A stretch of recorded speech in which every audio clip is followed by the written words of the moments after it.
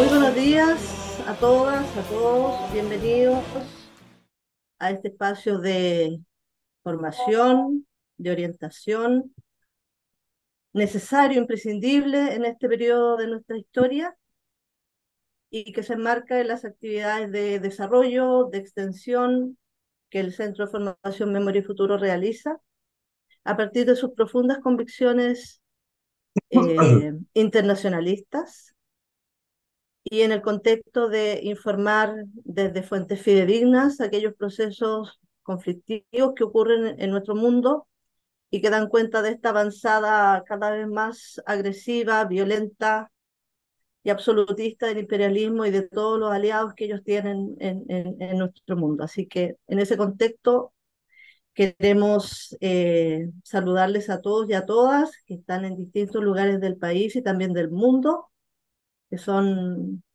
fieles participantes de estas actividades de formación y fundamentalmente saludar a nuestro presentador del día de hoy, que es don Pablo Jofré Leal. Él es periodista y escritor chileno, es analista internacional, máster en Relaciones Internacionales de la Universidad Complutense de Madrid, especialista en temas principalmente de América Latina, Oriente Medio y Magreb, colaborador de varias cadenas de noticias nacionales e internacionales como la Radio Universidad de Chile, Telesur, Hispani TV, y un prolífero escritor de libros relacionados con el conflicto del pueblo palestino, como Dignidad viven en el Sahara, Crónicas de Palestina, Palestinas Crónicas de la Ocupación Sionista. Y en el último tiempo, Seibo Ediciones publicó su libro Sionismo, la ideología que extermina, donde hay un relato urgente respecto de las distintas situaciones de violencia extrema que ha vivido en este periodo las personas que habitan en la Franja de Gaza y que por ende se transforma en un libro necesario, imprescindible para poder comprender este fenómeno y también para poder tener la vocación de alianza geopolítica con aquellos sectores del mundo que ven en esta situación del Medio Oriente una manifestación más de el esfuerzo interminable que tiene el imperialismo por aniquilar a las fuerzas territoriales, culturales y a todo lo que sea distinto a esta versión única que ellos intentan interpretar en el mundo y que lamentablemente la órbita israelita hace suya y no solamente hace suya, sino que la promueve y la desarrolla con la violencia que hemos observado en este periodo. Así que sin más, querido Pablo, agradecerle su participación en este evento. La modalidad bajo esta plataforma, que además está siendo transmitida en nuestras diversas redes sociales, es que nos va a realizar una presentación, Pablo, respecto a esta temática y posteriormente nosotros podemos hacer preguntas a través del chat que está habilitado para todos y todas. La idea es que podamos mantener silenciados nuestros micrófonos para que no nos podamos interrumpir y las grabaciones y la extensión de este evento pueda salir en las mejores condiciones posibles. ¿Ya?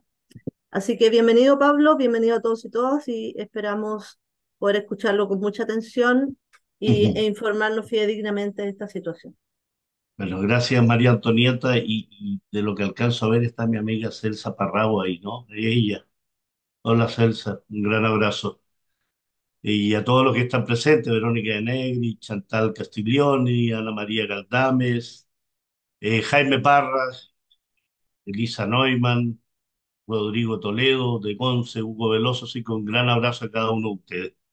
Y a todos los presentes, ¿no? Y agradecer la invitación y a este centro de formación que su título ya nos indica la importancia del recuerdo, la memoria y proyectarnos, ¿no? No puede existir ninguna proyección, ninguna posibilidad de futuro si no tenemos presente lo que ha sido. Y lo que ha sido en el caso específico de Palestina, y es una situación que suelo comenzar las últimas conferencias que he dado. Ayer tuve una en la Florida, estuve el día jueves en Viña del Mar, en la Feria del Libro, y creo necesario comenzar diciendo que la actual situación no comenzó el 7 de octubre, ¿no?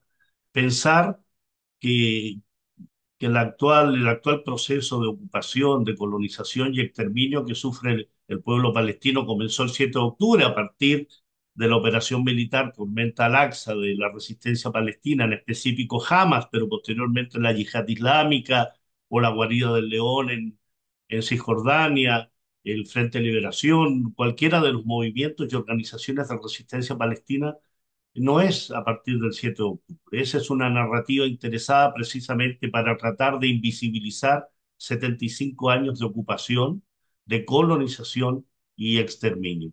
Si uno tiene claro eso, puede entender de mejor forma cómo ha sido la evolución de este proceso con estas tres características que les menciono, ¿no? Ocupación, colonización y exterminio. Estamos en presencia del exterminio del pueblo palestino.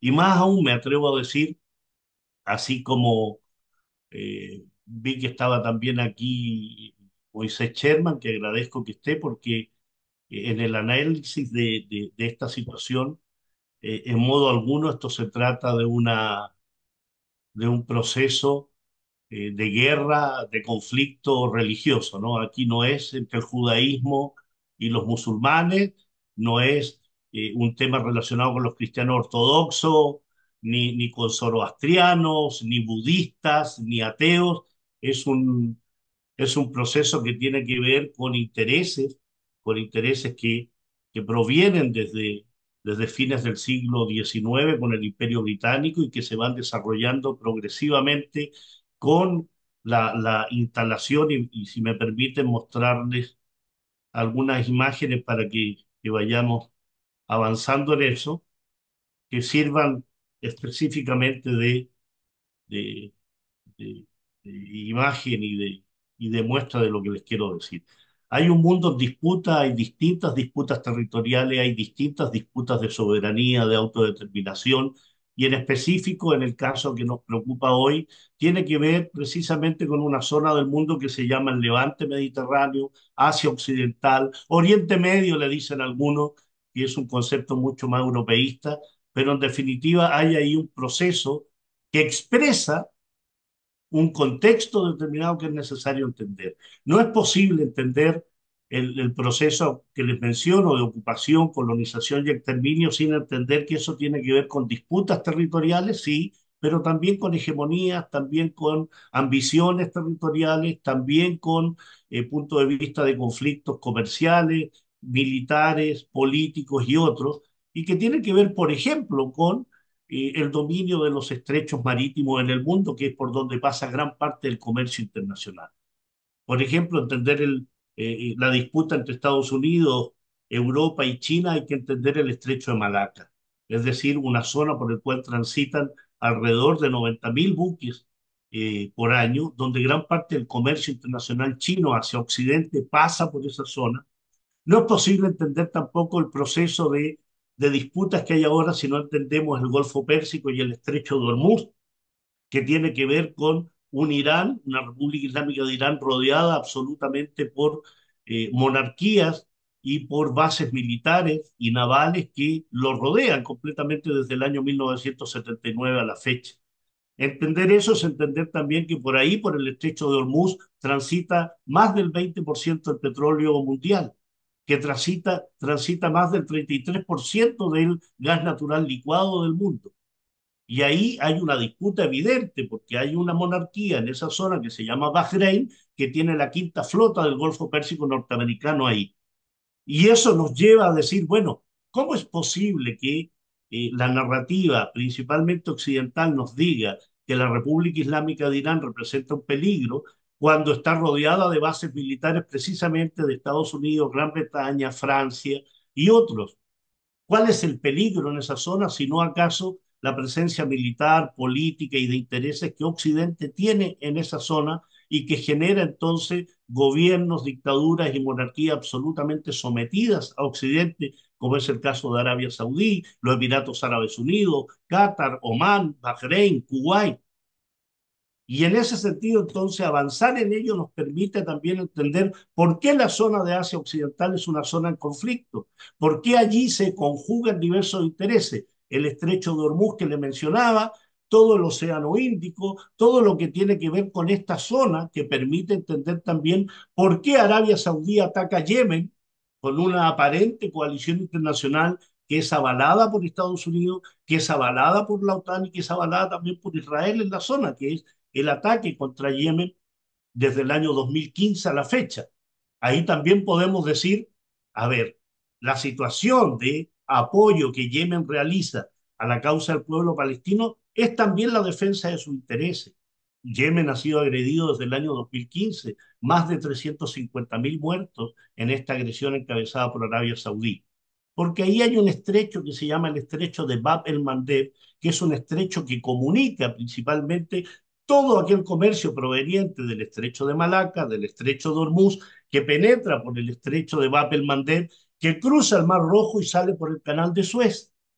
Es decir, intereses económicos, comerciales, navegación.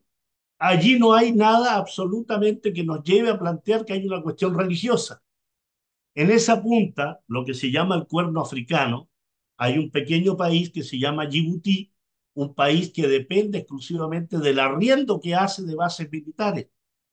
Estados Unidos, Francia, Gran Bretaña, España, y también hay una base china ahí, una base de la República Popular China que se estableció allí a partir de todo un periodo de convulsión respecto a los llamados piratas del Mar Rojo. Entonces, hay ahí disputas evidentes, transporte del petróleo, transporte del gas, el 40% de los contenedores con productos comerciales que van hacia Europa pasan por este estrecho Bab el-Mandeb, por el Mar Rojo y el Canal de Suez. Estamos hablando, por tanto, de una zona en tensión permanente, no de ahora. La agresión a Yemen comienza en 2015, pero Yemen tiene indudablemente una historia relacionada con disputas con su vecino de Arabia Saudí. El año 1956, esa línea roja que ustedes ven ahí, que es el canal de Suez, significó bajo el gobierno de Nasser la nacionalización del canal, que significó un ataque británico, francés, israelí contra Egipto. Y solo la intervención interesada de Estados Unidos y de la Unión Soviética en ese momento generó el término de ese conflicto. Es decir, nos remontamos muchas décadas atrás para entender lo que allí pasa. El Canal de Panamá también es una zona en disputa. Es una zona en disputa no solo porque Panamá tenga un canal allí que fue inaugurado en el año 1914, pero que además tiene intereses de China en la zona a través de los intereses y proyectos relativos a un posible canal por Nicaragua. Es decir, nuevamente el comercio internacional, los intereses, los estrechos marítimos, los pasos comerciales son importantes para entender. Entender el proceso actual, les hago todo este contexto para llegar finalmente a Palestina, pero Rusia tiene dos bases militares fuera de Rusia, fuera de esos 17 millones de kilómetros cuadrados. Uno está en un territorio ruso que es Kaliningrado, que está en esta zona del Báltico, y la otra base militar naval que tiene es Tartus, en Siria, una base que es del año 1971. Permanentemente escuchamos la expansión rusa, los intereses globales de Rusia, el peligro de Rusia, el peligro chino, el peligro islámico, el peligro de Irán, pero resulta que Estados Unidos tiene 800 bases militares en el mundo, 800 bases militares. Y Estados Unidos no divide el mundo geográficamente, no lo divide en una América del Norte, una América del Sur, lo divide por comandos militares. En la mentalidad político-militar estadounidense, son los comandos militares los que determinan la política exterior que se lleva a cabo. Y así en Europa ellos se vinculan a través de la OTAN. Está el Comando Sur, está el Comando Africano que lo vincula también con la zona de Egipto y la zona de la península arábiga. Es decir, parte también de la narrativa hipócrita, manipuladora, desinformadora, está el hecho de presentarnos que el peligro para nuestro planeta proviene del Islam, proviene del terrorismo islámico, proviene de Rusia, proviene de China, y eso se impone en una narrativa en la cual sirven abiertamente la mayoría de los medios que son dominados absolutamente en el mundo en más de un 90%, precisamente por una ideología que es el sionismo. El sionismo no es sinónimo de judaísmo. El sionismo es una ideología política que establece un vínculo estrecho con el judaísmo y con los semitas en función de un oportunismo, una narrativa oportunista. Pero, por ejemplo, Donald Trump es sionista, Joe Biden se define sionista, Ursula von der Leyen se define como sionista, el señor Javier Milei, presidente de Argentina, se define como un firme partidario de Israel y su política exterior va a estar basada en la alianza con Estados Unidos e Israel. Es decir, el sionismo como ideología trasciende hacia occidental. Es una ideología que incluso permea a las iglesias evangélicas, por ejemplo. Los cristianos sionistas en Estados Unidos conforman el 40%, 40 millones de creyentes. En Brasil, los evangelistas son numerosos, poderosos, con mucho dinero. Es decir, ojo cuando uno habla del sionismo que no está circunscrito solo a Asia Occidental. Por eso hay medios, creo yo, que es necesario dar cuenta a nuestros amigos y amigas que existe otro tipo de narrativa, otro tipo de información, otro tipo donde nos podemos nutrir, además de que veamos Megavisión, Chilevisión, TVN y veamos los canales de CNN o CBS o CNN o NBC, hay otros medios también, y más aún en castellano, del Líbano, de Siria, de Palestina, en Chile, en Argentina, en Irán, en Rusia. Hagamos análisis comparativo. Es sintomático que cuando uno escribe, por ejemplo, en Russia Today, o te hacen una entrevista con Sputnik, o sale algún medio ruso, las redes sociales colocan abajo que hay que tener ojo porque ese medio está sujeto a la línea editorial del gobierno ruso. Pero nadie nos pone bajo CNN, nadie nos pone bajo CBS o Fox News, que depende de la línea editorial que le marque el Pentágono, que le marque la Casa Blanca o que le marque simplemente Tel Aviv. Entonces, ojo también con eso. Llegamos a la actualización de lo que está aconteciendo ahora y que tiene que ver con elementos muy centrales. Cuando yo le hablaba de bases militares, todos los puntos rojos son bases militares, navales y aéreas que Estados Unidos tiene en la zona de Asia Occidental. Hay una base china ahí abajo, que es la base en Djibouti, una base negrita que está ahí, que está en el estrecho Bab el Mandeb. Entonces, ¿quién representa una política de dominio, de hegemonía en la zona, si no es Estados Unidos? Un Irak invadido el año 91, invadido el año 2003, y que aún en la zona norte de Irak, en la zona kurdo-iraquí, donde el mundo progre saluda con entusiasmo a la República Rojava kurda, tanto siria como iraquí, respecto a considerarla casi un elemento a tener en consideración. Los kurdos iraquíes y sirios son lo más cercano a una alianza con Estados Unidos y con Israel. De progre no tienen absolutamente nada.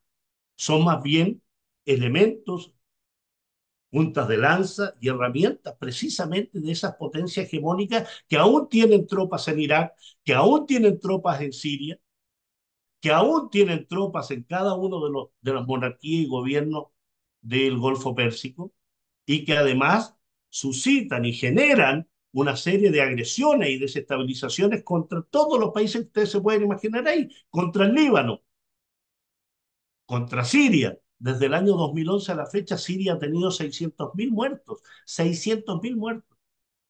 Irak ha tenido más de 1 millón de muertos desde la invasión del año 2003 bajo el argumento de las armas de destrucción masiva. Afganistán, 1 millón de muertos desde la invasión del año 2001. Afganistán fue invadido un mes después de los ataques a las Torres Gemelas y al Pentágono. Un mes después, buscando a Bin Laden. O sea, estamos hablando entonces de una política principalmente occidental, que ha generado una desestabilización permanente en la zona en función de un elemento central también. La política exterior norteamericana es una política que se basa fundamentalmente como línea rectora en la defensa de Israel, a lo cual se ha sumado de forma entusiasta y decidida Francia, Gran Bretaña y Alemania hace muchos años a la fecha. Alemania es hoy uno de los pilares políticos, diplomáticos y económicos de Israel. Así que en ese plano también tener presente quiénes son los aliados de uno y quiénes son los aliados de otro.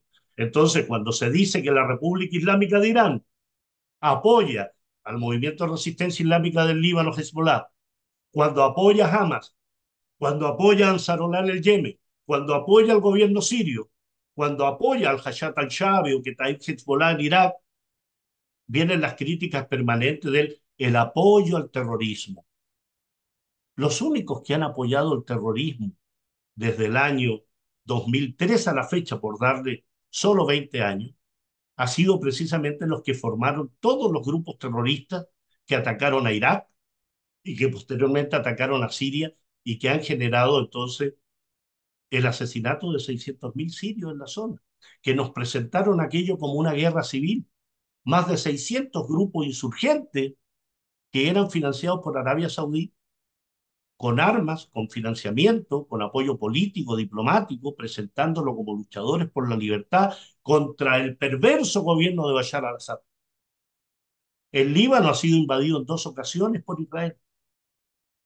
El Líbano sigue siendo hoy, en su parte sur, con un territorio ocupado por Israel, como son las granjas de Shiva. Siria tiene los Altos del Golán ocupados del año 1967. Y cuando vamos recorriendo la situación, tenemos que remontarnos al pasado. Muy breve, Acuerdo Sykes-Picot y Declaración Balfour, 1916-1917. Y uno dice, sí, claro, Francia, Gran Bretaña, y se reparten el levante mediterráneo, pero se lo reparten aún cuando el Imperio Otomano estaba agonizando. O sea, ni siquiera habían franceses y habían británicos en la zona cuando ya se estaban repartiendo los despojos del Imperio Otomano. Entonces, sacan el llamado Acuerdo Sykes-Picot. La Declaración Balfour, que es una carta que el señor Balfour, en nombre del gobierno de Su Majestad, le envía a Lord Rothschild, donde le promete, sin tener aún presencia en Palestina, le promete o ven con muy buenos ojos la instalación de un hogar nacional judío en Palestina, siempre y cuando, lógicamente, no se pasara por encima de los intereses y derechos de la población nativa. O sea, no solo se pasó por encima de la población nativa, sino que el Imperio Británico, cuando establece el mandato a partir del año 1920, lo que hace precisamente es facilitar la inmigración de colonos europeos de creencia judía, muchos, y ateos otros. Gran parte de los primeros dirigentes sionistas, porque no existe Israel antes del año 1948, Israel es fundado el 14 de mayo de 1948. Por tanto, lo que habían allí eran colonos esencialmente europeos de creencia judía, por, avalados e impulsados y catalizados por una ideología llamada sionismo. Una ideología que además cuenta con el beneplácito del Imperio Británico.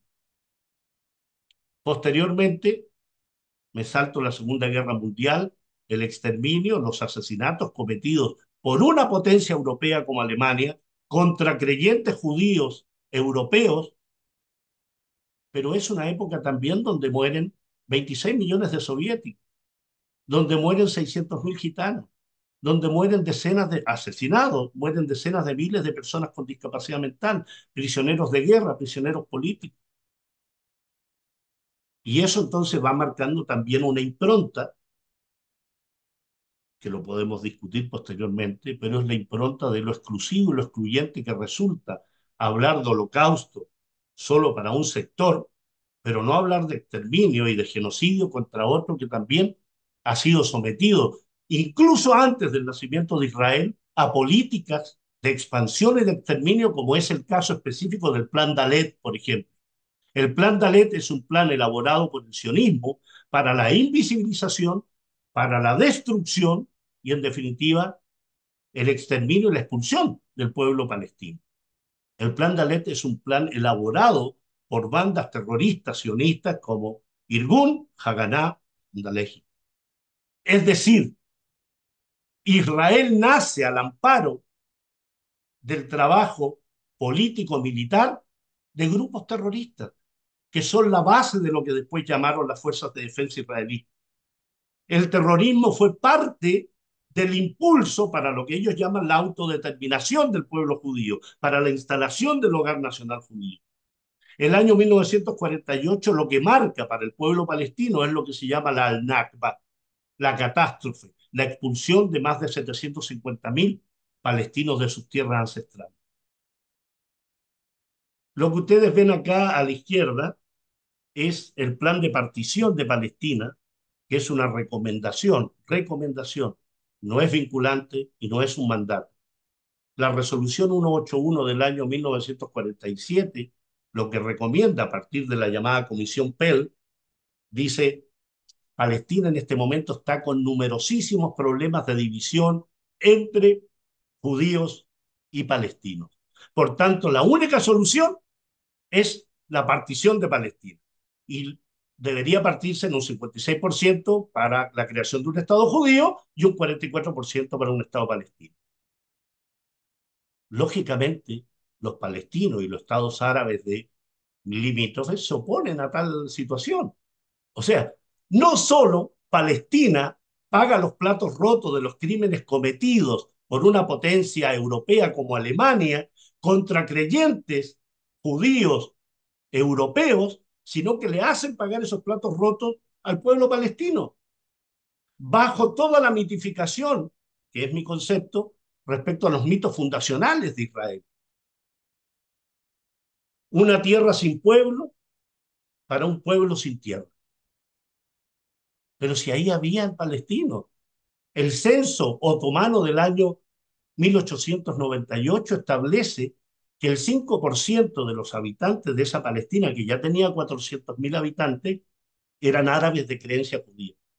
El año 1922, en el censo que establece el Imperio Británico bajo el mandato británico, establece que ya esa cantidad había subido a un 15%, que son las primeras aliadas, ¿no? Las primeras inmigraciones hacia Palestina en definición política, también religiosa, de connotaciones religiosas respecto al retorno a Sion, ¿no?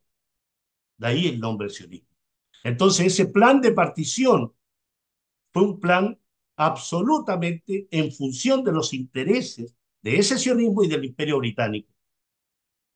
El año 1947 se genera esa resolución, el año 1948 es la guerra, producto de la declaración de independencia de Israel, y la pregunta que uno hace con toda lógica es: ¿de quién se independizan los sionistas? ¿De quién se independizan los sionistas? Del Imperio Británico. Pero si esa tierra era palestina, ahí vivían palestinos, que fueron llegando posteriormente colonos principalmente de Alemania, de Inglaterra, de Francia y de países como Rusia, Moldavia, Bielorrusia. Algo que olvidan con mucha frecuencia los sionistas es que el año 1933, a pocos meses de asumir el canciller Adolf Hitler, se genera un acuerdo llamado Habará, que significa transferencia, por el cual el gobierno nacional socialista genera con la Federación Sionista Alemana un acuerdo de transferencia de alemanes de creencia judía que quisieran abandonar Alemania e irse a Palestina. Ese acuerdo tiene incluso medalla conmemorativa. En el frente, la estrella de David, y en el anverso, la suástica. Se olvidan del acuerdo de Havana. Es decir, hubo un elemento de conveniencia respecto a sacar principalmente de Alemania a los sectores más adinerados que quisieran salir de allí. Salieron 300.000 alemanes, 240.000 se fueron a Estados Unidos y Gran Bretaña, otros 60.000 se fueron a Palestina, en compañías navieras alemanas y bajo el compromiso de que toda la compra de herramientas y artículos comerciales debía ser hecho al gobierno alemán. Se olvidan de eso. Viene el año 1967, la guerra de ese año que establece la conquista de Gaza, Cisjordania, los Altos del Golán, la península de Sinaí, las granjas de Shiva, una Cisjordania que hasta el día de hoy está ocupada, una Gaza que desde el año 2006 a la fecha está bloqueada, los Altos del Golán que está bajo la sujeción de la ocupación israelí, la península del Sinaí que sale del dominio israelí en un acuerdo de paz con el gobierno de Anwar al-Sadat en Egipto en el año 1981, y las granjas de Shiva, que siguen ocupadas por Israel y que representan una zona muy rica, muy fértil del norte de la Palestina ocupada en el límite con el Líbano. Solo algunas cifras, solo algunas cifras. En general, la crítica cuando uno emite esta cifra dice, no se trata del número de muertos. Sí, se trata del número de muertos también. Se trata del número de muertos, de fallecidos, de heridos y de destrucción. ¿Mm? Entre el año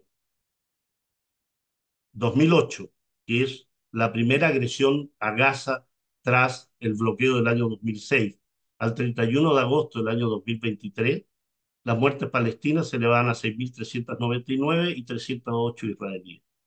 Cuando uno hace el análisis en la mano derecha de la cantidad de muertos por agresiones, como por ejemplo la del año 2014, que es eh, un incremento sostenido de los muertos en Gaza, sobre todo a partir del año 2008, que es cuando comienza el proceso de agresión permanente contra Gaza, uno se da cuenta que esos 2.272 asesinados están muy lejos de los 84 asesinados muertos israelíes, de los cuales 66 eran militares. Entonces, hay también un tema cuantitativo necesario de analizar, de tener en cuenta. La primera intifada del año 1988, una intifada absolutamente social, que nace de los movimientos sociales palestinos, pues en ese momento la OLP se encontraba en Túnez, exiliado, tras la salida del Líbano el año 1982, y por tanto la juventud palestina es la que sale a las calles y genera la intifada del año 88. ¿Qué genera esa intifada?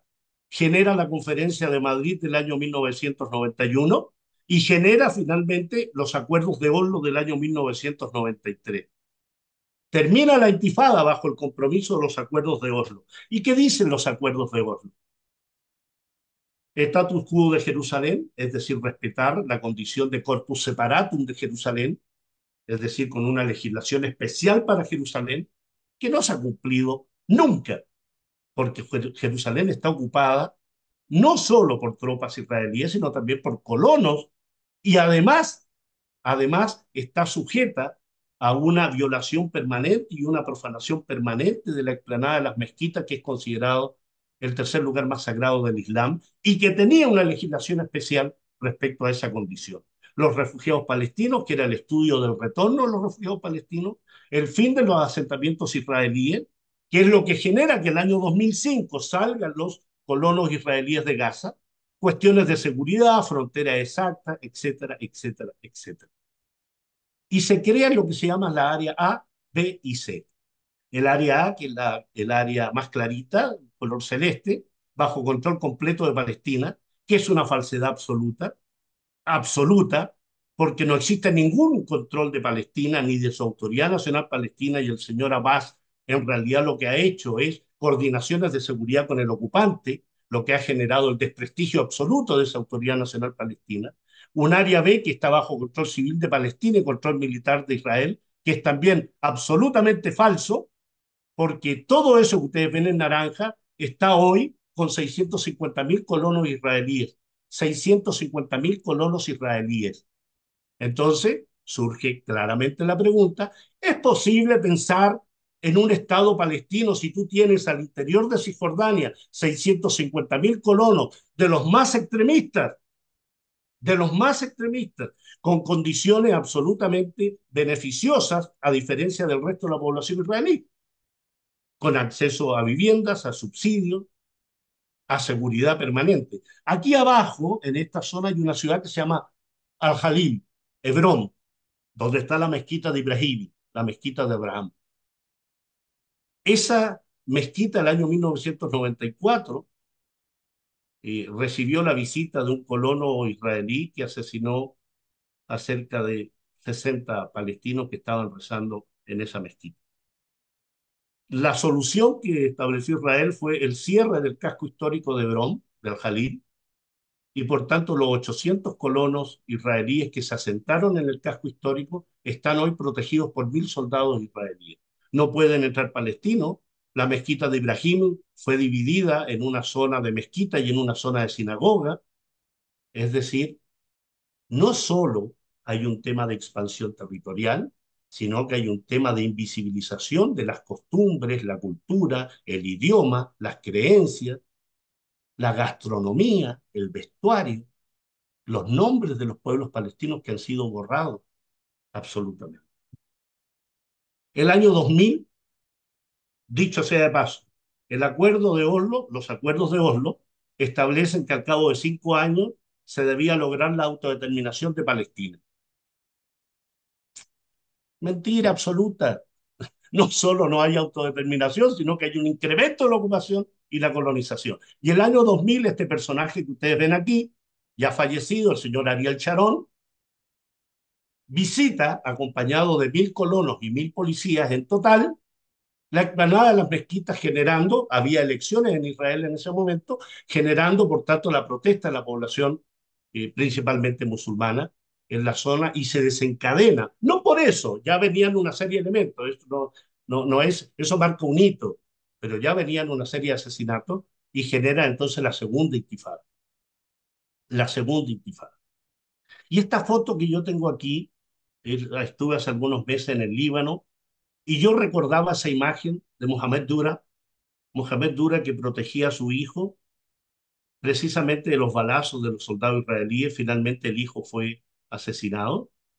Israel, como siempre, sostuvo que en realidad la muerte del hijo de Dura había sido por francotiradores palestinos para asignarle la responsabilidad al ejército más ético del mundo, como define Netanyahu al ejército israelí. Y Mohamed Dura recibió balazos en su cuerpo y en la mano. Acaba de morir un hermano asesinado de Mohamed Dura. Tuve posibilidad de conversar con él hace unos días. Entonces, eso es una constante en la sociedad palestina, una constante, el asesinato de hombres, mujeres y entre ellos niños. O sea, lo que Occidente e Israel denomina la guerra de Israel contra Hamas y que después la ponen la guerra contra Gaza, es la guerra en su mentalidad, pero esto es un proceso de exterminio contra el pueblo palestino, tanto en Gaza como en Cisjordania, porque en Cisjordania ya van 700 asesinados. Entre el 1 de enero del año 2023 y el 6 de octubre del año 2023, es decir, un día antes de la operación Tormenta Laxa, Israel había asesinado a 500 palestinos, principalmente en Nablus, en Jenin, en Tulkarem, en Ramallah, las principales ciudades de Cisjordania. El mundo no desgarró ninguna vestidura. ¿Qué vestidura va a desgarrar si son palestinos, son árabes? Y si hay cristianos, bueno, les destruimos también las iglesias, como son las iglesias cristianas ortodoxas que han sido destruidas en Bet Yala, en Bet Sahur y en otras localidades, que es de donde provienen principalmente los palestinos de origen aquí en Chile. Da lo mismo porque son árabes, son palestinos, son negros, son latinos, no son seres humanos. La política israelí, por boca de sus dirigentes, no porque lo diga Pablo Jofré, ha establecido permanentemente que los palestinos son subhumanos, animales que viven, que caminan en dos patas, son cocodrilos, son serpientes, como los define Ayelet Shaked, diputada israelí, ex ministra de Justicia, ex ministra de Educación, que llamaba a asesinar a las madres de combatientes palestinos y si estaban embarazadas, mejor aún, porque llevan serpientes en su vientre. Y eso no lo dijo hace 50 años, antes que naciera Israel, el año 48. Ahora, permanentemente. O a Víctor Lieberman, ex ministro de Guerra israelí, que llama a utilizar contra Palestina las mismas armas que se utilizaron contra Japón, es decir, armas nucleares. O el ministro de Guerra que llama a exterminar a Hamas. Para este ministro de Guerra, Hamas son los 10.000 niños asesinados. Hamas son los 10.000 palestinos que están bajo los escombros en Gaza. Hamas, para el ministro de Guerra, son todos aquellos que transitan por la carretera para obedecer la evacuación, dice Israel, ¿no? Eso se llama expulsión, se llama desplazamiento. Así definido incluso por organizaciones internacionales absolutamente mediocres que han sido incapaces de defender al pueblo palestino, como es la ONU, como es UNICEF, como es cualquiera de esas organizaciones que desgarran vestiduras, pero que en definitiva, frente a los crímenes de Israel, guardan silencio. Franja de Gaza, año 2006 a la fecha, absolutamente bloqueada por tierra, mar y aire. Ustedes deben saber que la Franja de Gaza tiene 360 kilómetros cuadrados. Habitan ahí 2,3 millones de gazetíes. ¿Saben cuántos kilómetros cuadrados tiene la región de O'Higgins? 16.000 kilómetros cuadrados. 16.000. Bueno, ahí, en 360 kilómetros cuadrados, donde además estás bloqueado, porque hay áreas prohibidas donde no puede pasar ningún bote que vaya a pescar más allá de los límites que establece Israel. Además, los pasos fronterizos que permitían transitar quizás hacia Cisjordania o hacia Egipto, están absolutamente cortados todos, solo quedan dos, Erez en el norte y Rafa en el sur. ¿De qué sirve tener el paso de Rafa si ese está controlado también por Israel, a pesar que Rafa está en territorio egipcio y territorio palestino? Porque hay un gobierno del señor Abdel Fattah al-Sisi que es aliado del señor Netanyahu. La dictadura egipcia es una dictadura aliada del señor Netanyahu. Gaza está conformada principalmente por campamentos de refugiados. El 75% de la población de Gaza dependía de la ayuda que daba la agencia de ayuda humanitaria, la UNRWA. UNRWA que dejó de tener financiamiento porque Estados Unidos dijo no le vamos a dar financiamiento a Hamas. A Israel impedía el paso de la ayuda. O sea, estamos hablando de un bloqueo total, pero además de una crisis humanitaria, una crisis sanitaria, de los 36 hospitales de la Franja de Gaza, no quedan más de 5 en condiciones de ser utilizados. Es que ahí se refugian los terroristas de Hamas. Es que ahí utilizan los escudos humanos. Es que allí, y dice el ministro, y dicen los parlamentarios, que los niños palestinos son también enemigos porque son milicianos, son entrenados desde muy temprana edad. Entonces, entender la operación militar del 7 de octubre, la operación Tormenta Laxa, es entender y tratar de resolver ciertas preguntas. ¿Hasta qué nivel puede soportar un pueblo 75 años de ocupación, de colonización y exterminio? ¿Hasta qué nivel puede soportar un pueblo que te construyan un muro de 720 kilómetros de largo que divide tus pueblos, tus aldeas, tus ciudades, que destruye tus campos de cultivo? ¿Cuánto puede soportar un pueblo que por tu terreno pase una autopista exclusiva para colonos?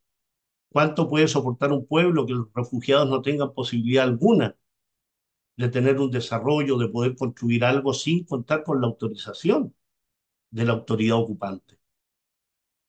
Yo he tenido la oportunidad de estar un par de veces en Palestina, la última de las cuales, y la verdad que la indignación y la impotencia frente al tema llega a extremos absolutamente que explican y que, diría yo, entienden absolutamente el apoyo que hay que darle a la resistencia palestina en el combate contra el ocupante. Viviendas demolidas hasta los cimientos, pero bajo la perversidad y el delirio absoluto, porque en territorio palestino, estoy hablando en Ramallah, por ejemplo, que es donde es la capital de la Autoridad Nacional Palestina, la construcción de viviendas habitadas posteriormente por la familia palestina y de pronto de madrugada las topadoras que le llaman ellos, que son estos grandes bulldozers que destruyen todo, y tropas para destruir piedra por piedra la casa, con una perversidad tal que la demolición y el retiro de escombros además tiene que correr por cuenta del palestino. Si eso no es perversidad, si eso no es una, una esquizofrenia, un absoluto descalabro moral de de esas tropas ocupantes, de esas tropas que yo le llamo tropas nacional sionistas, porque mezclan esta idea nacionalista con una ideología como el sionismo, y que se niegan permanentemente a ser comparados con regímenes totalitarios, criminales, porque el sionismo es una ideología criminal. Insisto en un tema, no lo dice Pablo Jofré, ni lo dice, no, lo dice la ONU el año 1975, en la resolución 3379, que establece que el sionismo es equiparable al apartheid sudafricano, que es racista, que es segregacionista y por tanto hay que tender a su eliminación. ONU, resolución 3379, año 1975. ¿Y saben cómo terminó esa resolución?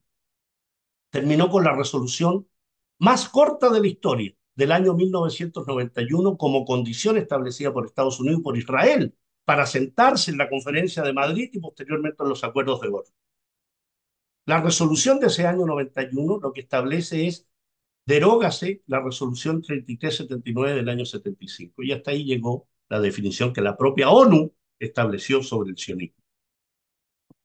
¿Cómo se explica uno, cómo se explica uno que hoy ese proceso de ocupación, de colonización y exterminio esté ramificándose desde el punto de vista de los enfrentamientos? Se explica porque en la zona de Asia Occidental existen movimientos y organizaciones lideradas principalmente por la República Islámica de Irán, que se llama el eje de la resistencia, donde en Irak tenemos a Qatar Hezbollah, la organización Al-Hashad al-Shabi, tenemos la Yihad Islámica, Hamas, y otros, ¿no? Demonizados absolutamente por terroristas, fundamentalistas y un peligro para la humanidad, ¿no? Y en Yemen tenemos el movimiento Ansarollah, que la prensa los denomina hutíes, que en base al fundador, ¿no? Ese eje de la resistencia es el que hoy tiene los combates en las granjas de Shiva, en el Líbano, con la Palestina histórica ocupada en el norte, Yemen, que ataca las posiciones israelíes en el sur, tenemos al-Hashad al-Shabi, tenemos al ejército sirio. Claro, cuando lanzan un misil contra asentamientos israelíes en Palestina, la prensa salta histéricamente, pero ¿por qué no dicen nada cuando Irán, por ejemplo, ha tenido más de 15 atentados en los últimos 10 años? No, perdón, en los últimos 2 años, estoy hablando de los últimos, en Kermán, en Mashhad. Y Irán entonces lo que hace es bombardear las posiciones de los grupos anti-iraní que operan en la zona kurdo-iraquí y en la zona pakistaní. Se olvidan que Pakistán ha sido sindicado permanentemente como un país que ha dado refugio en forma permanente a grupos terroristas. En la zona este de Pakistán, en el límite con Afganistán, precisamente el grupo talibán tenía sus bases principales. Y en la frontera con Irán tiene los grupos principales que atacan a Irán desde territorio afgano y pakistaní. La sede principal del MKO, que es el grupo terrorista principal que ataca a Irán, tiene su oficina central en Europa, en París, en París. Una base militar en Albania, al lado de la mayor base militar que Estados Unidos tiene en esa zona de Europa. Pero para ellos es normal. ¿Ah? Hay que apoyar a esos grupos terroristas, aunque esos grupos terroristas cría cuervo y te comerán los ojos, como lo hicieron con Al Qaeda y como lo han hecho con cada uno de los grupos que operaron en Siria y cuyos militantes que venían de Europa, algunos vuelven a Europa, son los que cometen los atentados en esa Europa que desgarra vestiduras cuando se trata de Israel, cuando se trata de sus naciones, pero calla ignominiosamente cuando se trata de otras muertes.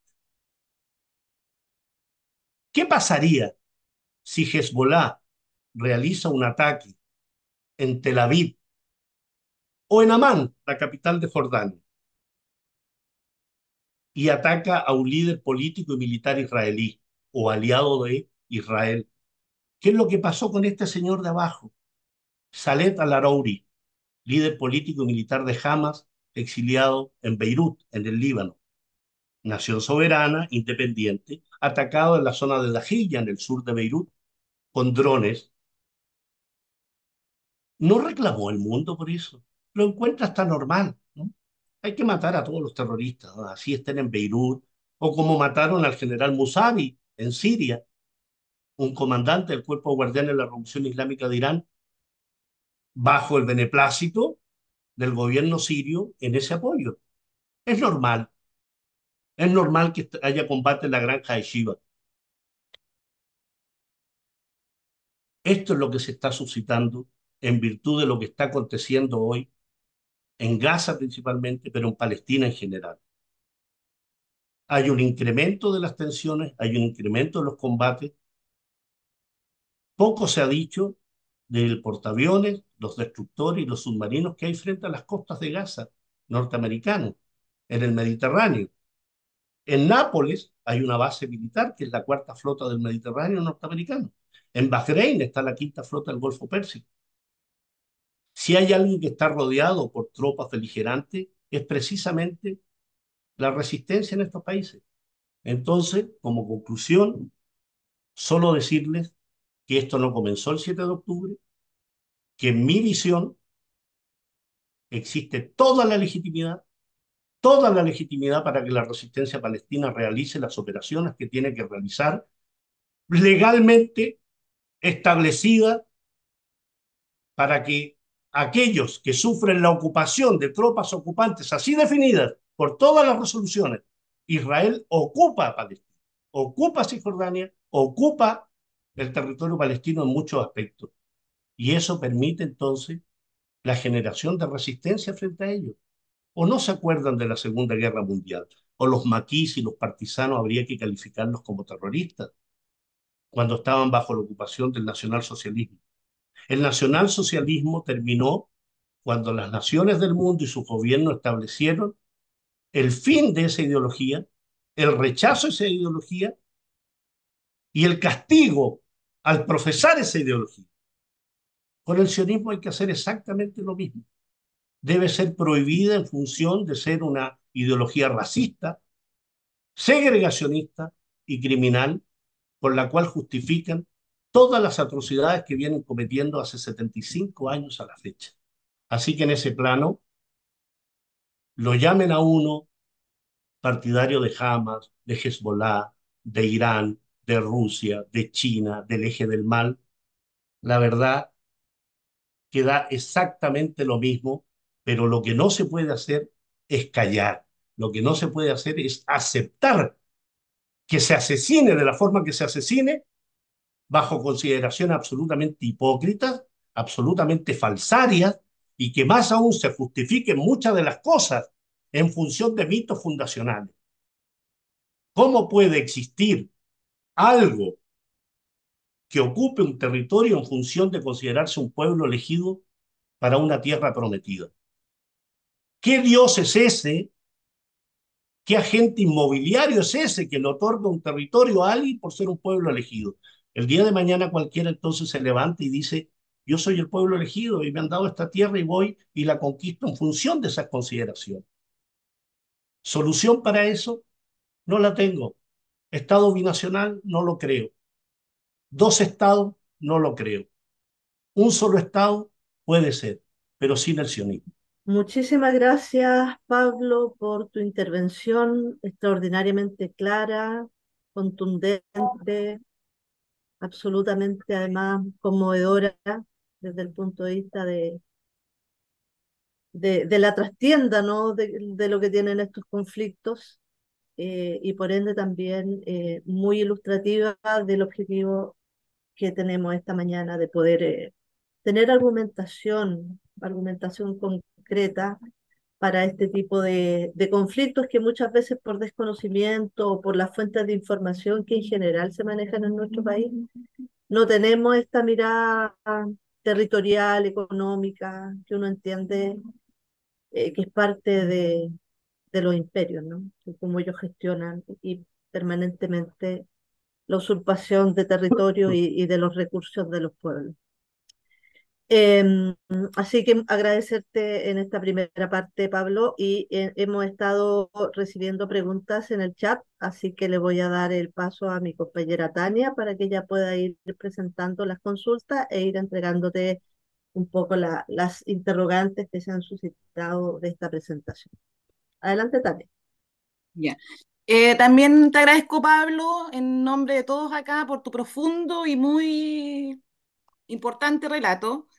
Una de las preguntas es, ¿crees tú que este conflicto regional puede escalar en un conflicto mucho más global? Yo creo que está escalando a consideraciones regionales desde ya, ¿no? Hay combates en el norte de la Palestina, hay combate, hay lanzamiento de misiles en el sur de Palestina, hay incursiones permanentes de Israel, no ahora, hace mucho tiempo, sobre Siria, sobre el Líbano, sobre Irak, sobre Irán. Entonces la ampliación de las operaciones militares no es de ahora. Israel las lleva a cabo hace mucho tiempo. Recuerde usted que los ataques contra la central nuclear de Irak fue hecho por Israel hace muchos años atrás. Todas las operaciones militares contra Irán han tenido una ejecución por parte de grupos adscritos a Estados Unidos, Israel. Todas las operaciones que se han ejecutado contra Siria del año 2011 no son producto de los acontecimientos de ahora. Todas las operaciones militares contra Irak del año 2003 a la fecha tienen 20 años, no son de ahora. Todas las operaciones militares contra el Líbano, la guerra entre 1975 hasta la ocupación en el año 2000, cuando salen las últimas tropas israelíes, tienen muchísimas décadas. Todos los ataques que se han hecho contra Beirut, contra la zona sur principalmente del Líbano, hechas por Israel, hechas por Israel, no es un grupo secreto. Bueno, Israel la reconoce, sí, atacamos aquí porque nos secuestraron un soldado, entonces merecen el castigo. ¿Sabe usted cuántos secuestrados palestinos hay en las cárceles palestinas? 7.000. Antes del 7 de octubre. Antes del 7 de octubre. Entonces el mundo se tiene que parar porque la resistencia palestina secuestra a 200 israelíes. Ahí el mundo se da cuenta que allí hay una situación que requiere ser solucionada. ¿Qué pasa con esos 7.000 palestinos que llevan años? Y si hay algún abogado aquí, hay un concepto desde el punto de vista legal que manejan los israelíes que se llama la detención administrativa. ¿Qué es la detención administrativa? No hay proceso, no hay juicio y por tanto hay palestinos que se están pudriendo hace más de 20 años en las cárceles israelíes sin una acusación, sin una acusación. 250 niños menores de 16 años en las cárceles, mujeres también. Y resulta que se establece la entrega de determinados números de secuestrados israelíes y que se entregue determinado número de presos. Y resulta que en el mismo momento que se está negociando eso, uno suma la cantidad de detenidos que hay ahora, tanto en Cisjordania como en Gaza, y suman más de 3.500. 3.500 más. O sea, ¿qué saco con entregarte 100 prisioneros palestinos si tú me detienes 3.500 más? Ustedes habrán visto las imágenes de los campos de concentración que se están ejecutando en Gaza, en estadios, en gimnasios, en lugares donde los prisioneros son desnudados, donde son amordazados y donde se les pone una venda en los ojos y se les hace caminar con la bandera israelí. Y en general, eso con un desparpajo y una hipocresía y una desvergüenza. Yo veía esas imágenes y me recordaba la época de la ocupación nazi de Europa, los mismos. Yo jamás, jamás voy a negar los crímenes cometidos por el nacionalsocialismo, jamás. Los cometió, por supuesto, pero no aprendiste nada de eso, no aprendiste nada de lo que significó el sufrimiento de tus familiares, de tus amigos y de todos aquellos a los cuales recurres permanentemente mediante el concepto de holocausto. No aprendiste nada que tienes que respetar al otro pueblo, que tienes que respetar a sus mujeres, a sus niños. ¿Cómo va a ser un enemigo tuyo un niño? Un niño. ¿Es tu enemigo? El bombardeo de hospitales. Gaza es hoy, como se ha repetido habitualmente, el campo de concentración más grande del mundo. El campo de concentración más grande del mundo. Como lo es Cisjordania también, que es el segundo campo de concentración. Entonces, en ese plano, incluso intelectuales israelíes, como Ilan Papé, Shlomo Zahn, Benny Morris, Adam Ras, Norman Finkelstein, lo que hacen es condenar este tipo de conducta, como lo hace Neturei Karta, que es un grupo, una organización de rabinos judíos que consideran la creación del Estado de Israel como una abominación, o como Breaking the Silence, que es un grupo de soldados, ex soldados, que cansados denunciaron las atrocidades del ejército al cual sirvieron. ¿Y cómo le llaman a esos judíos que denuncian eso? Judío que odia a los judíos, que es la forma de minimizarlo, ¿no? Entonces se les persigue académicamente, laboralmente, se les llama a sacarlos de las empresas, los negocios y todo. Yo no podría pensar que eso solo sucede por allá. No, no, amigos y amigas. Aquí en Chile, aquí en Chile, la comunidad judía de Chile manda cartas a tu empleador y al lugar donde tú haces clases para exigir que no hagas clase y para exigir que no trabajes allí porque eres un negacionista, porque eres un incitador al odio, porque eres un vocero de Hamas, de Hezbollah. Esa es la manera que tiene el señor Saliasnik, el señor Gorodicher, la señora Gosín, Marcelo Isaacson, Gabriel Colodro, Héctor López, cualquiera de esos, la señora Vanessa Ites, todos ellos, esa es la conducta que tienen frente a las denuncias. Taparse los ojos, echarle la culpa al empedrado y no hacerse una autocrítica respecto a que aquí estamos frente a un exterminio, una política de exterminio, así como el año 1942, guardando todas las proporciones que quieran. El año 1942, en las afueras de Berlín, se reunieron los jerarcas nazis en la conferencia de Wannsee. Se reunieron en un día y generaron lo que llamaron el plan de solución final. ¿Qué duda cabe que aquí existe un plan de solución final para lo que ellos denominan el problema palestino? ¿O acaso la expulsión de sus tierras, el exterminio de esta población, la destrucción de hospitales, de escuelas, de infraestructura, el asesinato selectivo, no es acaso una solución final dicho por los propios jerarcas políticos y militares israelíes que dicen váyanse al desierto, váyanse al Sinaí, que los acojan los otros estados árabes? No son árabes ustedes, váyanse a esos estados árabes. Esas no son palabras de hace 75 años, son de la semana pasada, de hace un mes. Entonces, este conflicto que le llaman algunos, no solo ha escalado permanentemente, sino que difícilmente va a terminar mientras Estados Unidos, Francia, Gran Bretaña y Alemania principalmente le sigan proporcionando apoyo al régimen nacional sionista israelí. Mientras eso continúe, Alemania le acaba de mandar 10.000 proyectiles para tanques a Israel. ¿Qué va a hacer? ¿Va a hacer fuegos de artificio con esos proyectiles? ¿Qué pretende Alemania que va a hacer Israel? Asesinar palestinos.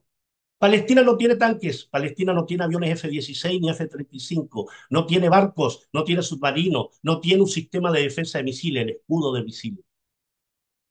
Ah, pero Hamas tiene túneles. Y esa es la muestra evidente del terrorismo de Hamas, que prefiere gastar en túneles que construir escuelas, que construir industria, que construir edificios. Es parte de la narrativa falsaria, hipócrita, despreciable que tienen aquellos que han destrozado a Palestina. ¿Qué quieren? ¿Que las generaciones palestinas le den la mano al ocupante?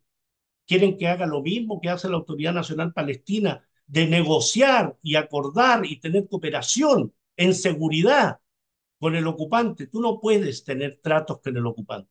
Tú tienes que combatir al ocupante. Y lo digo desde la comodidad de esta silla, sí, por supuesto. Lo digo ahí. Pero quien define eso es el pueblo palestino. Ellos tienen que definir el mejor camino. Y si ese camino es lo político, lo diplomático, lo militar, el boicot, sanciones y desinversión, hay que hacerlo. Y nuestro deber como seres humanos es apoyar eso. Gracias, Pablo. Tengo otra pregunta acá en el chat. Dice, ante los últimos ataques que realizó Irán en los últimos días en Siria, Irak y Pakistán, ¿estaremos ante un intento por distraer a las Fuerzas Armadas iraníes para quitar el foco de acción a los grupos de resistencia palestina frente a los ataques israelíes? Yo creo que el foco no lo va a quitar Irán. Irán es súper clarito en el apoyo a los grupos de resistencia. Lo que Irán está haciendo es lo que haría cualquier país que es atacado en bases militares que son ocupadas por aliados de Estados Unidos e Israel. Se lo ha dicho al gobierno de Pakistán. Yo lo que ataqué fueron a grupos terroristas iraníes en territorio pakistaní, y usted lo que tiene que hacer como gobierno pakistaní es impedir que se desarrollen esos grupos terroristas en su territorio. Y le ha dicho no a Irak. Has hablado con el gobierno iraquí, pero lo que atacó Irán fueron las bases de terroristas en Erbil, en el Kurdistán iraquí. El Kurdistán iraquí hace muchos años tiene tendencias más allá de la autonomía.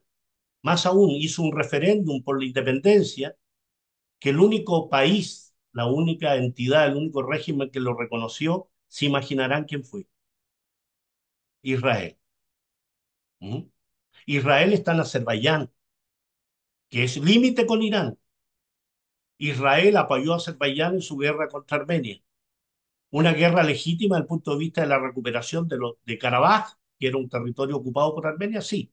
Pero cuando tú te metes con el sionismo, es difícil sacarse ese enquistamiento que se genera.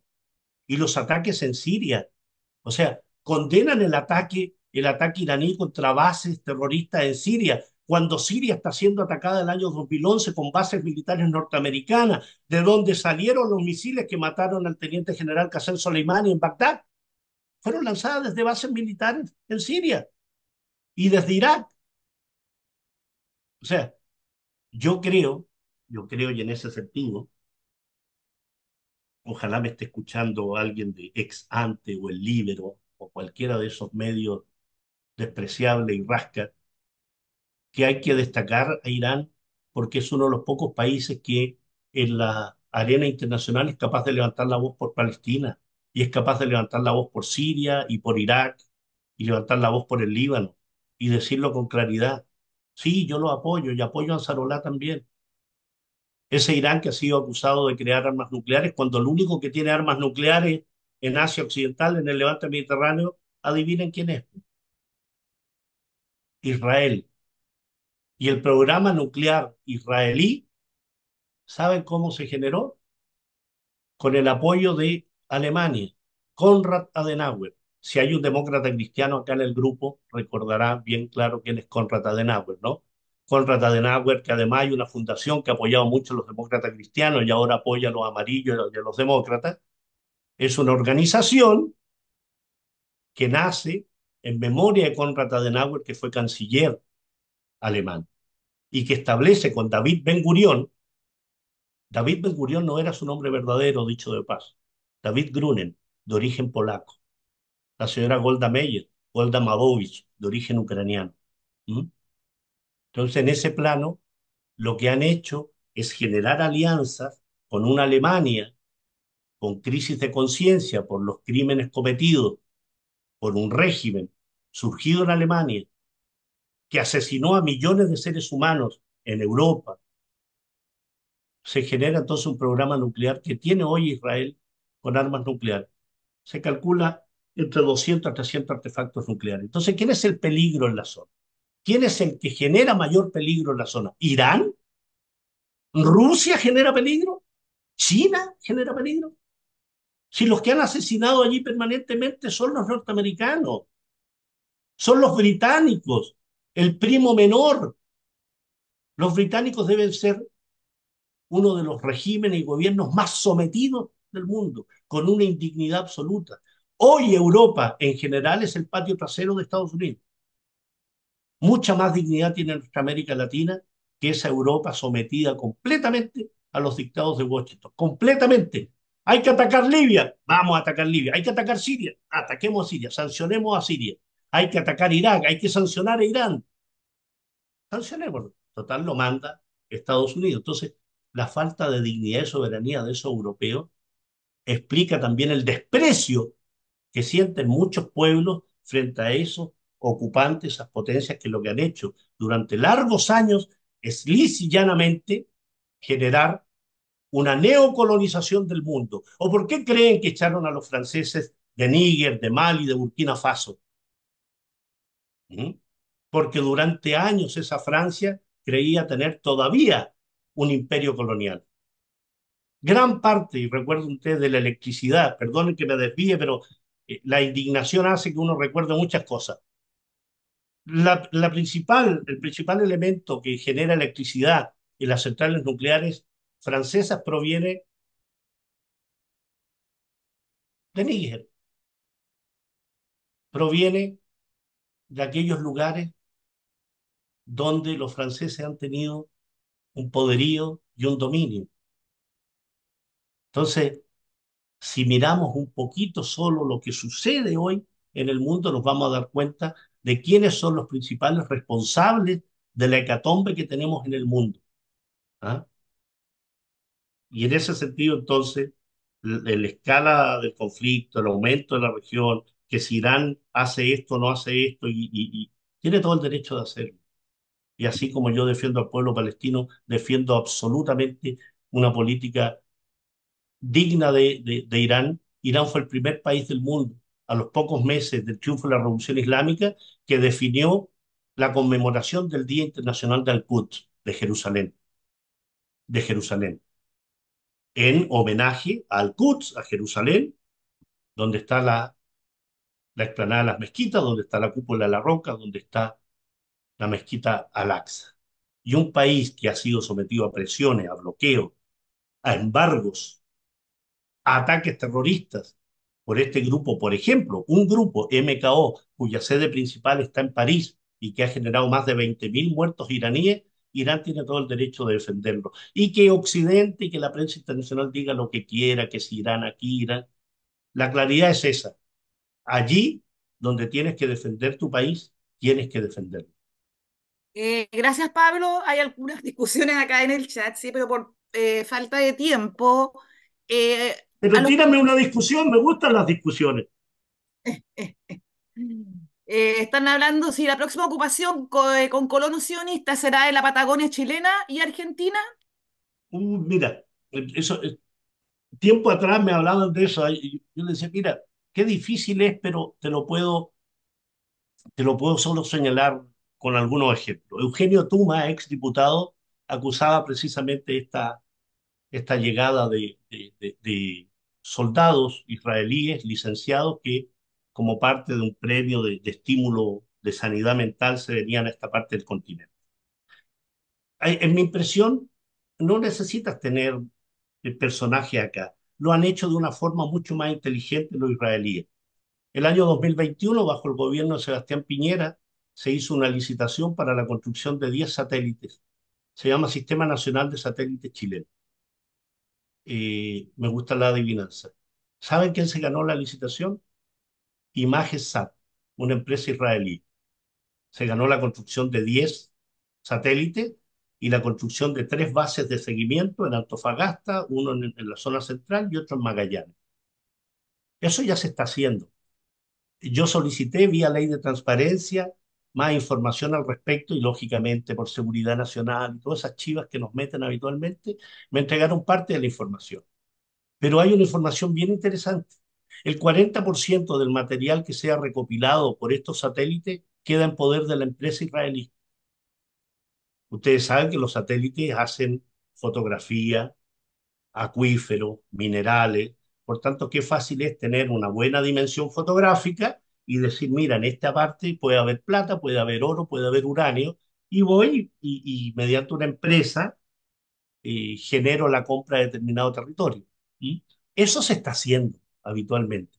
Y tenemos que tener mucho ojo porque se nos presenta a Israel como el artífice de la innovación, ¿no?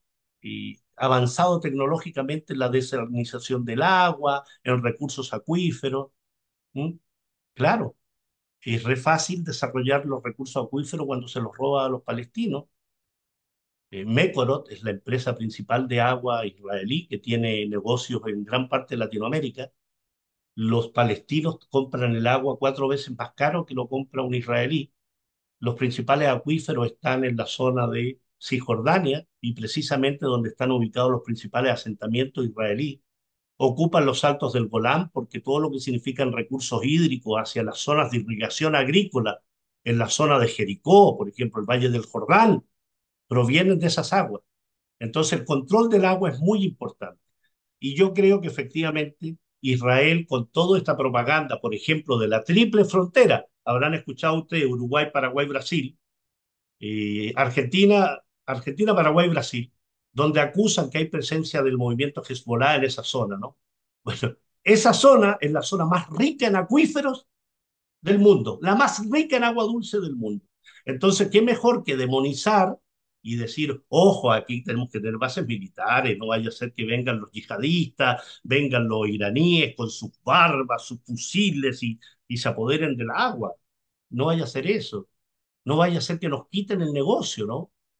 Entonces, cuando uno se trata de explicar por qué tanta reticencia al comercio con China, con Rusia, con Irán, y con otros países y seguir manteniendo el status quo en eso, es porque detrás de ellos los intereses económicos son muy potentes.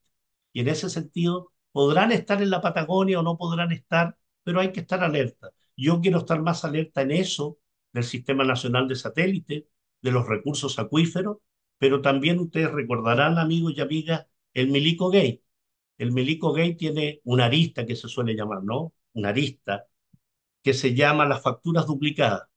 Las facturas duplicadas fueron un acuerdo militar, comercial militar, entre la Fábrica Maestranza del Ejército, FAMAE, y dos empresas israelíes, Rafael Advance y Elbit System. Dos empresas israelíes que están metidas en toda la porquería corrupta que puede haber en América Latina, incluso en Europa.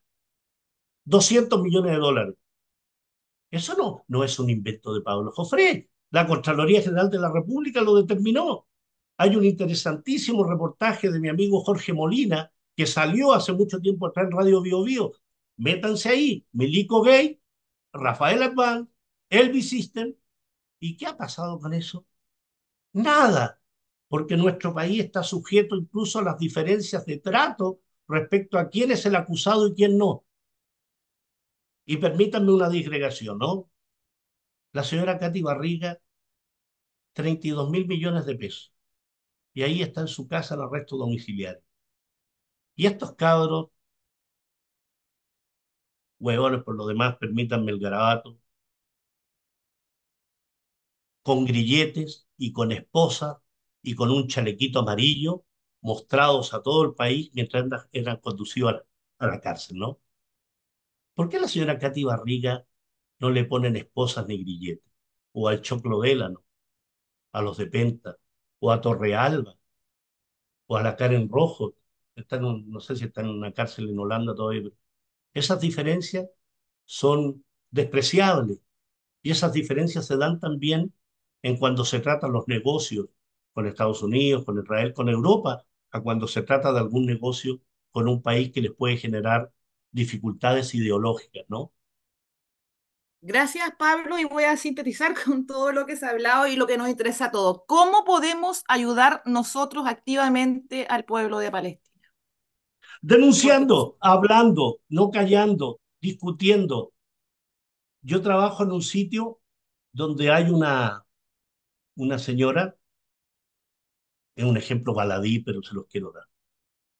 Yo ando con mi banderita palestina, ando con esto, lo otro, y ella me saluda todos los días con un shalom. Entonces, yo le digo, assalamu alaikum. Entonces,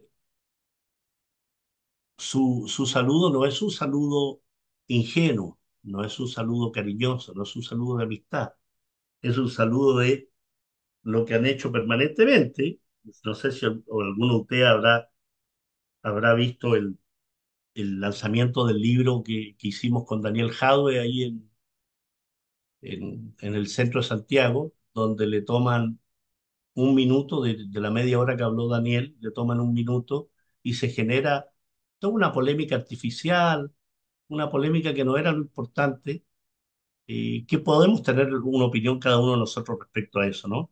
Donde Daniel dice, previo a lo que dice, mira, el cristianismo, el islam, para mí son nociones que no van conmigo, a pesar que yo provengo de una familia muy cristiana, muy religiosa. Incluso en algún momento pensé en ser parte de ese mundo y tengo amigos judíos de izquierda con los cuales discuto fraternalmente, dice Daniel. Y para mí es una contradicción. Eso es lo que dice Daniel. ¿Ah? Y viene después la discusión. Presentación del libro donde también iba a ir Miguel Launer, ¿no? Que no fue al final, avisó media hora antes que no podía ir. y se genera una discusión totalmente artificial para mí, destinada principalmente, a mi entender, a callar a Daniel Cabo, con el anuario escolar, con sus opiniones, de considerarlo uno de los activistas antisemitas más grandes del mundo por el Centro Simón Wiesenthal. Entonces, cuando tú quieres silenciar al otro, uno tiene que salir con más fuerza y ocupar todos los espacios. El Centro Memoria y Futuro, ir a la Feria del Libro de Viña del Mar. Ayer estuve en la Florida con habitantes de la zona. Hay que hablar en todo, porque lo que podemos hacer desde la comodidad de nuestro sitio, donde no nos caen bombas, donde no estamos sujetos a andar rescatando niños bajo los escombros, es denunciar, es dar a conocer, es discutir. Hemos perdido la capacidad de discutir. ¿Ah? Ay, no hables de eso. Es tan aburrido hablar de política, no hemos acostumbrado a los titulares breves, no hemos acostumbrado a leer los titulares Publimetro, no hemos acostumbrado a eh, no profundizar, a aceptar como cierto lo que nos muestra una televisión absolutamente sometida. Han de saber ustedes que Chilevisión pertenece a una empresa que se llama Paramount Global, que cuando comenzó la operación Tormenta Laxa, Paramount Global sacó un aviso de apoyo a Israel contra el terrorismo palestino, ¿no? Telefe en Argentina es de ese grupo también, o sea, El Mostrador, el señor Mochati, que invita habitualmente al embajador de Israel en Chile, que en cualquier otro país hace mucho tiempo hubiesen echado al señor Gil. Se llama Gila, no es que yo lo trate mal, se llama Gil, Gil Arcieli. El señor Gil Arcieli hace mucho tiempo tendría que haberse ido del país, que trata al presidente de la República como antisemita. Tal vez un ciudadano le puede decir eso, pero un embajador que le diga antisemita al presidente, o que trate a un diputado como miserable y pase piola y sea lobista principal de los congresistas amigos de Israel en el Parlamento. ¿Cómo es posible aceptar que tengan la vida permanente personajes como Gabriel Silver, el principal lobista de la empresa israelí en Chile, pareja de la señora Loreto Carvajal? Si hay algún PPD aquí, sabrá que la señora Loreto Carvajal es senadora PPD, pareja del señor Silver. El señor Jaime Quintana, acusado en su momento por Iván Moreira de obedecer, tal como lo hizo Jaime Orpis con las empresas pesqueras, de llevar al debate parlamentario lo que la embajada israelí le determinaba respecto a las vacunas de apoyo a Palestina en su tiempo. ¿Cómo es posible? ¿Cómo es posible aceptar que un grupo parlamentario saque cartas de apoyo a Israel en pleno exterminio? No tienen vergüenza, no tienen dignidad. Entonces nosotros, nuestro deber es mostrar que tenemos dignidad. Y la dignidad es que frente a la muerte de miles y miles de palestinos, a lo menos escandalicémonos, no busquemos explicaciones, ¿ah? No tratemos de buscar que los ataques contra Israel son negacionistas, son de incitación al odio, pero si los tipos son criminales, hay que seguir los pasos de Sudáfrica. Y qué bien que el gobierno se haya sumado a este tema en la Corte Penal Internacional. Eso es lo que hay que hacer. Eso es lo que hay que hacer. Denunciar, develar, informarse, discutir, no tenerle miedo a estos tipos. Muchas gracias, Pablo. Y lo importante son estos espacios, ¿no? Porque todos nosotros aquí aprendimos y también vamos a seguir divulgando información, ¿cierto? Con ya mucho más fundamento. Un gran abrazo, Pablo, y un gran abrazo a todos y cada uno, y vamos a seguir haciendo acciones conjuntas en este y en otro. Muchas gracias a usted. Un gran abrazo. Ahí está. Que estén muy bien.